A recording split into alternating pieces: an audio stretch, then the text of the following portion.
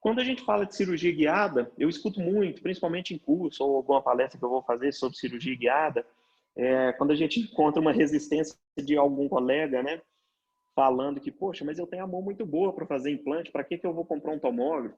Para que eu vou trabalhar com cirurgia guiada? Eu já faço implante há muitos anos, eu acerto todos os posicionamentos aqui do meu implante. Mas a grande limitação, pessoal, eu costumo dizer que não é a mão, são os olhos, né? Como nós somos animais que têm dois olhos voltados para frente, a gente tem muita dificuldade em enxergar paralelismo. Sem falar que a gente não consegue enxergar dentro do osso, não é verdade? Então, a gente não tem a capacidade, por exemplo, desses animais aqui, que conseguem olhar 360 graus, né? Ou conseguem trabalhar seus olhos aí de maneira independente. Nossos olhos, eles são bons para focar objetos que estão próximos ou objetos que estão longe, né? Os nossos olhos convergem e divergem para a gente ter uma noção de profundidade de visão, mas não de paralelismo de visão.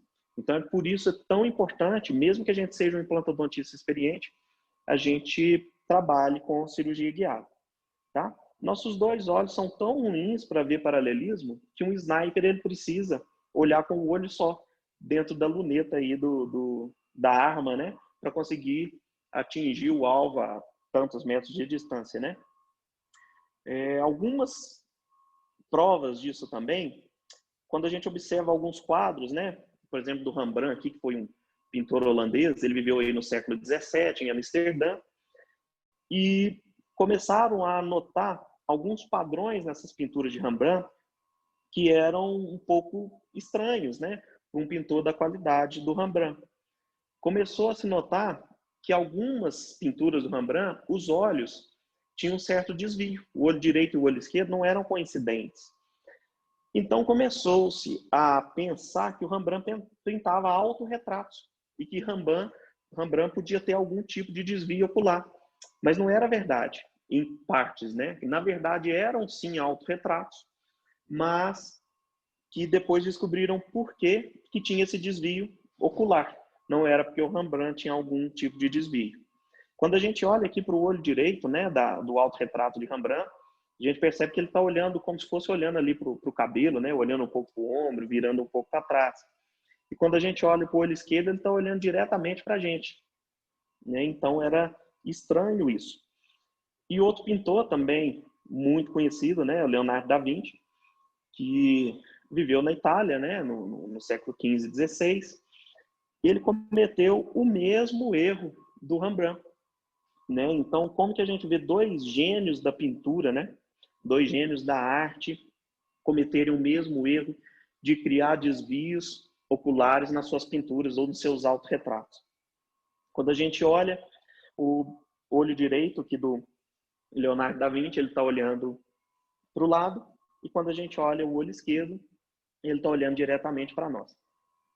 Por que isso acontece? Era uma época que não tinha selfie, né? O pintor ele tinha que colocar um espelho ao lado da tela, e quando ele ia pintar o olho direito, não só o olho direito real, mas o esquerdo também estava focado naquele olho direito refletido no espelho, e ele era reproduzido na tela.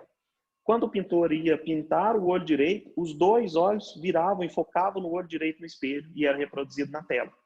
Então, na verdade, ele copiou para a tela exatamente o que ele via no espelho, né? A prova de que nossos olhos, os dois olhos focam em um ponto ao mesmo tempo. A gente não consegue focar em dois pontos ao mesmo tempo. Por isso, nossos olhos têm um problema de paralelismo e, consequentemente, sofrem muito com ilusões de ótica, né? Quando a gente vê essa imagem aí, a gente tem a impressão de que as linhas horizontais estão tortas, né? Mas não estão. O que a gente tem aí é só um desvio de alinhamento dos quadrados pretos e brancos, que dá a impressão que as linhas horizontais estão tortas. Então, por isso, cada vez mais a gente precisa, quando vai trabalhar com implantodontia, de um guia, né? Seja um guia multifuncional, um guia de orientação ou um guia para cirurgia guiada, que é a melhor hipótese que a gente pode ter. E para a gente fazer isso, nós vamos precisar de um scanner da Dentsply Sirona, um tomógrafo da Dentsply Sirona e uma fresadora, tá? Seja ela de 4 eixos ou de 5 eixos. Depois eu vou falar um pouco mais da diferença de quando a gente fresa um guia numa fresadora de 4 eixos e quando a gente fresa um guia numa fresadora de 5 eixos. Mas ambas as fresadoras da Dentsply Sirona, a gente tem a capacidade de estar fazendo esses guias cirúrgicos. Os tipos de guia, pessoal, a gente tem os ósseos suportados, né? Que a literatura mostra que existem, mas não são tão legais do ponto de vista de adaptação, né? Porque a gente precisa abrir um leito cirúrgico ali, apoiar um guia não estéreo em cima de um osso, em cima do nosso leito cirúrgico, né? Então isso não é tão interessante, quase que a gente não vê isso sendo usado mais.